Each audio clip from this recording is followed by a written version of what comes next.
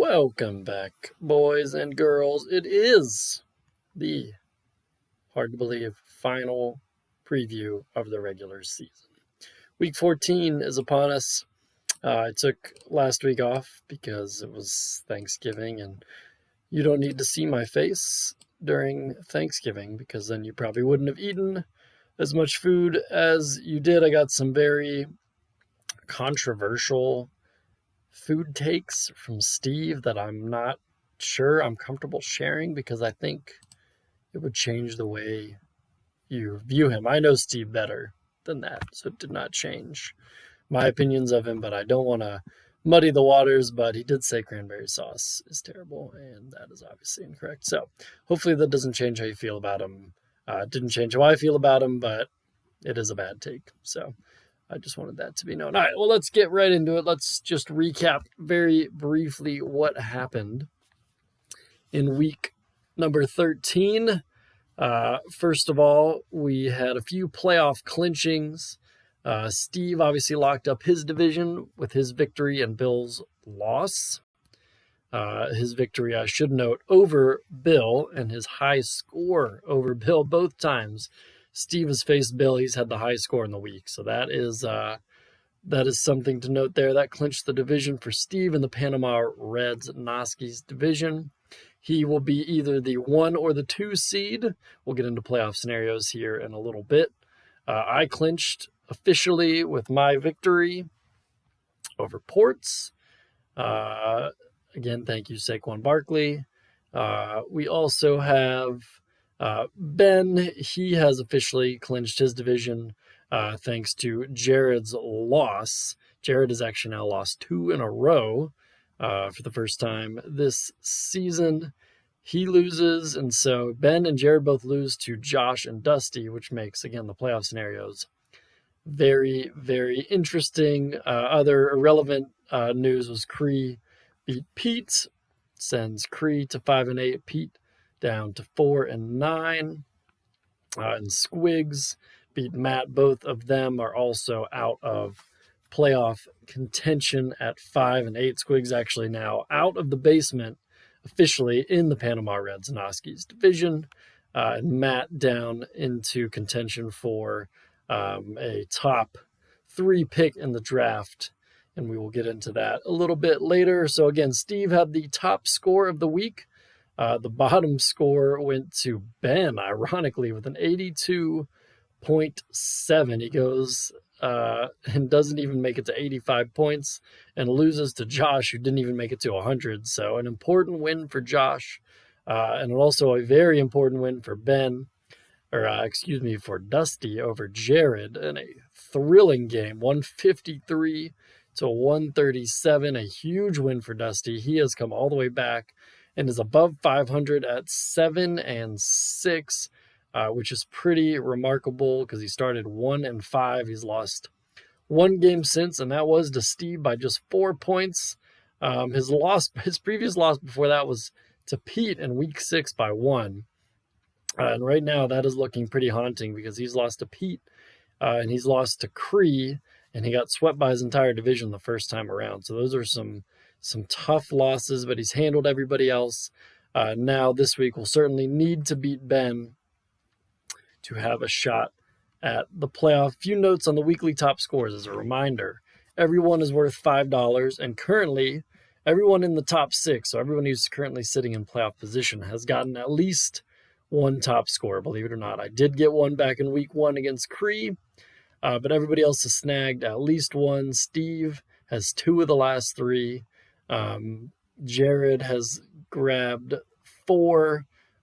Bill has 1, and Ben has a couple. So, Bill has 2. Ben has a couple as well. So, everybody in playoff position has at least secured a few dollars.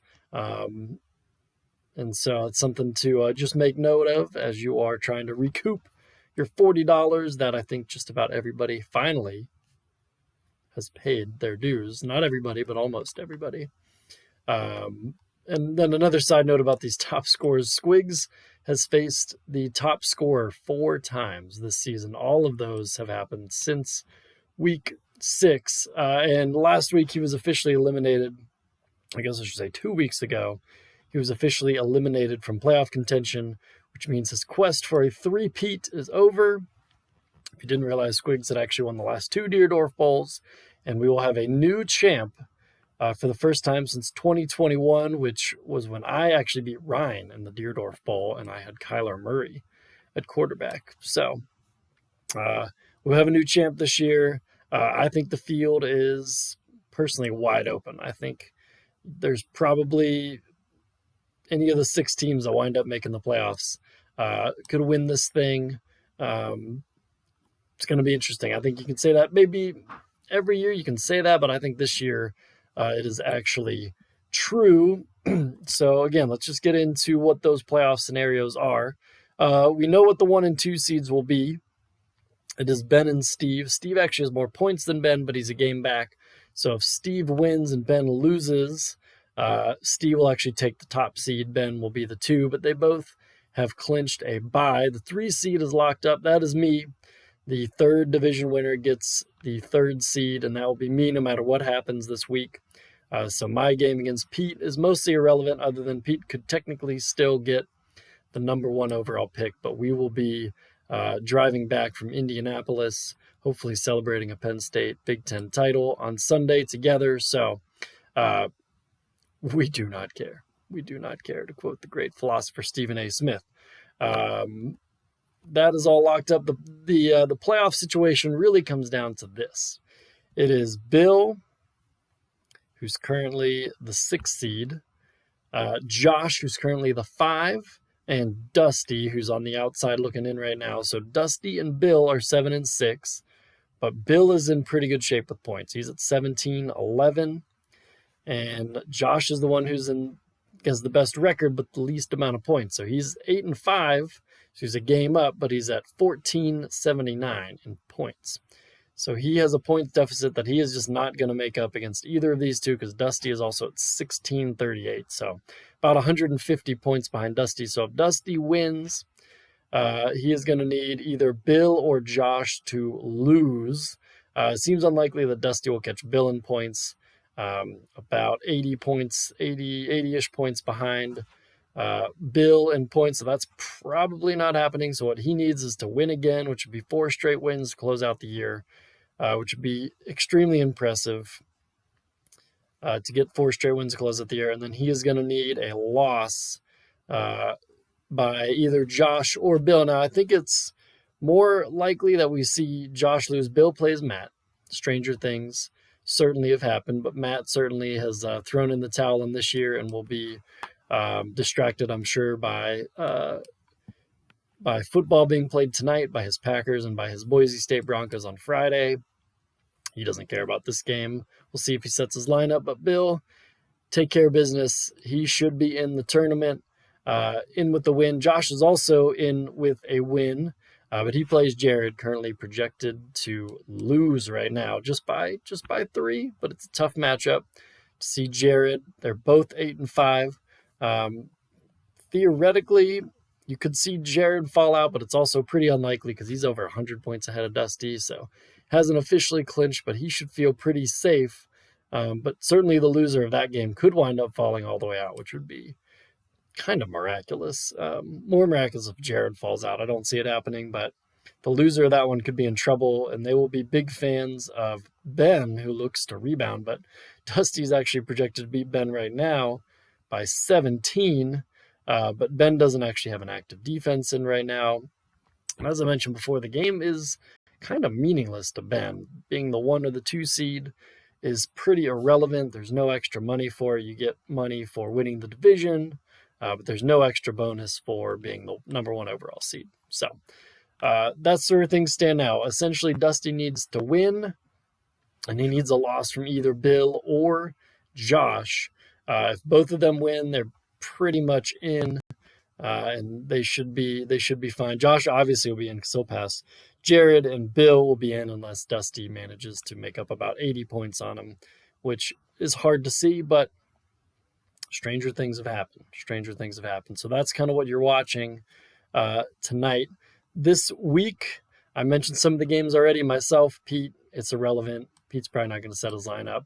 I'm actually starting a kicker and a defense that are on bye this week because I need them next week and I don't want to drop them. So that's going to be the toilet bowl game because we just don't care. I'm going to win. It doesn't matter. The next game is, again, Ben Dusty, a huge game. Sam Darnold versus Baker Mayfield, as we all expected it to be. Dusty really riding a resurgence from Travis Kelce and Chase Brown. Just kind of ridiculous. That Steelers-Bengals game just got kind of comical last week. Ladd McConkey's been great. This is not a Dusty team that anybody wants to face in the playoffs. So Ben may be able to do us a solid. Not that we necessarily want to see Ben's team either, with Kyron Williams and Tony Pollard and, all that. But I think Dusty's going to pull this one out. So I'm going to take Dusty to put some pressure on those teams in front of him and send Ben to 10-4. Dusty finishing 8-6 after being 1-5. Pretty remarkable. Steve plays Squigs. This game is also pretty irrelevant. I think Steve wins. I think Squigs will set his lineup because he's a competitor. He's not going to roll over, but it doesn't really matter for Squigs. But Squigs, again, losing Christian McCaffrey, just kind of a lost season for him. But he does still have Justin Jefferson. But it looks like Squigs selling was the right move on your part now that CMC is done for the year. So I think Steve wins and gets to 10 wins as well. A great season there. I will skip for now down to Cree and Ports. We don't care about this one either. Ports, I think, pulls out the win. Got some nice receivers. Nick Chubb's looking better. He looked pretty good against the Steelers the last time. I do think the Steelers this time beat the Browns, which is probably a curse. I actually think the Packers win tonight too, so I'm probably cursing both of our favorite teams, Matt and Josh. I apologize. Bill versus Matt. This is the big one I mentioned before. I think Bill takes care of business. I don't think Matt has enough in the tank. He still owns Justin Tucker, though, who is on bye. So he's not going to miss any kicks this week, which is great news if you're Ravens fans. If you didn't see the stat, the Ravens have lost all of their games by combined 22 points, and Justin Tucker has missed 22 points worth of kicks in those 5 games. It's hilarious. It's hilarious because we don't like the Ravens. All right. The matchup of the week, easily Jared versus Josh. Kyler Murray, the aforementioned Kyler Murray versus the rookie Caleb Williams, couple former Oklahoma quarterbacks, Lincoln Riley quarterbacks. This should be an interesting one. This truly, to me, feels like a true toss-up. Both teams with great wide receiver play. Both teams with great running backs. Jared with Kyle Pitts still on the roster. I got to make fun of him for that, who posted the goose egg last week, so he can't do worse. That's the good news. He's probably going to do better than 0 this week. I don't know. I think Jared winds up getting this done and winning. So if Jared wins, I have Dusty and Bill winning. That means Josh would slide all the way out of the playoffs. And that would be pretty, maybe not stunning because he's not exactly killing it in points. But he had a great start to the season. At one point, had 5 wins in a row. And if he loses, he will have lost 4 of 6 down the stretch to fall completely out of the playoffs. We'll see. Obviously, when I make these predictions, I never go 100%. So at this pace, it's probably going to wind up being Josh in and then Bill or Dusty out. If Dusty doesn't make it, that will be the first time, I believe, since his first year in the league that he did not make the playoffs. So I'm just double checking that real quick. 2016, his first year in the league, went 5-8, didn't make the playoffs. He's made the playoffs every year since 2016. And 2016 was also the last year Penn State won the Big Ten. So maybe I'm rooting for Dusty to just miss the playoffs, and maybe Penn State will win the Big Ten again, or Oregon will just roll them up, and Dusty will make the playoffs, and we'll all be sad. Or really just me, Pete, and Jared will be sad. Josh came in 3rd last year, came in 2nd the year before, 4th. So Josh actually hasn't missed the playoffs himself since 2017. So he's got a long streak on the line as well. So one of these streaks, it's possible, comes to an end. If Bill gets in, Bill hasn't made the playoffs since 2022. So 1 year off I got third place, but again, Bill still seeking that elusive first Deerdorf Bowl championship. He's still chasing after it, and we're all pulling for you, Bill. We believe in you, buddy. Good luck.